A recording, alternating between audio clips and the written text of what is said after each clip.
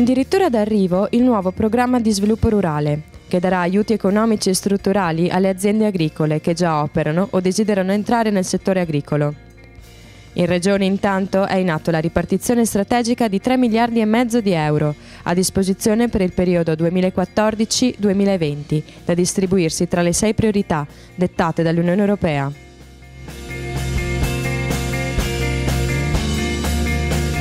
Questa è una fase importante per l'agricoltura veneta, ma per l'agricoltura in generale e per tutta Italia. Diciamo che si sta chiudendo la nuova politica agricola comunitaria, la nuova programmazione, e questo consegna alle regioni e in particolare al Veneto un ruolo importante. Perché secondo me saranno gli ultimi grandi finanziamenti che arriveranno alla Comunità Europea con questa entità, e quindi dovremo gestirli al meglio, e credo che quindi il mercato la farà padrona nei prossimi anni. Cosa ci aspettiamo?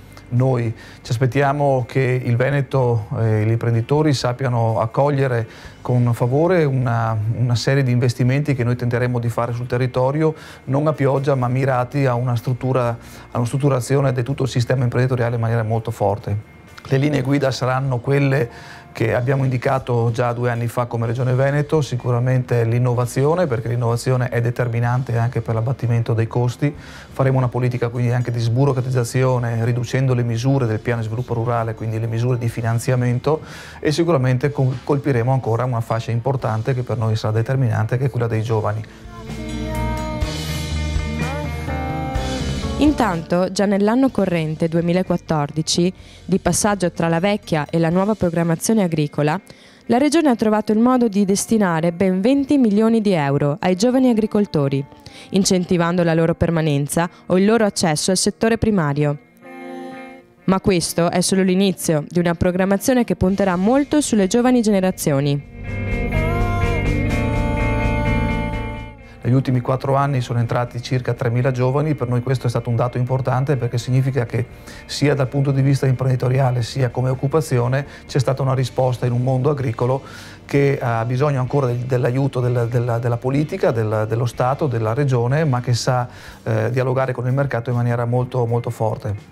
In questa ultima programmazione diciamo che il Veneto si è comportato ancora bene, perché abbiamo sempre avuto una produzione lorda vendibile che è aumentata di 5% quasi ogni anno, con un'occupazione nell'agroalimentare che è aumentata di ogni anno quasi del 10%. Questo significa che bisogna scommettere di più. Invece per la nuova programmazione 2014-2020 ci saranno circa 1 miliardo e 200 milioni di euro di investimenti pubblici aziendali che faremo nei prossimi 7 anni. Anche qui i giovani faranno la parte del leone, ma sicuramente anche l'investimento aziendale, infrastrutturale.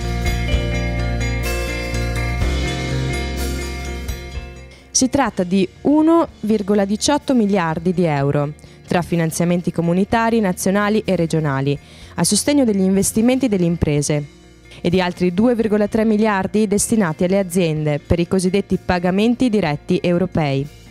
Suddivisi in premio unico, sostanzialmente in base alla superficie, e finanziamenti alle organizzazioni di mercato, a seconda del tipo di produzione.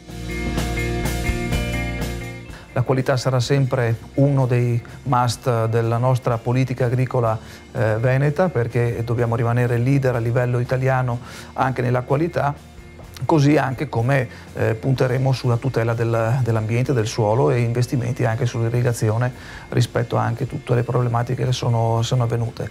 Io credo che sarà una programmazione importante, sarà una programmazione che vedrà tutti gli operatori costruire una strategia che è partita 2 anni fa con il partenariato, quindi con oltre 1200 contatti con tutto il mondo agricolo, che hanno dato delle risposte a delle domande che abbiamo posto noi per una strategia unica e che ci vedrà ancora competitivi nei prossimi anni.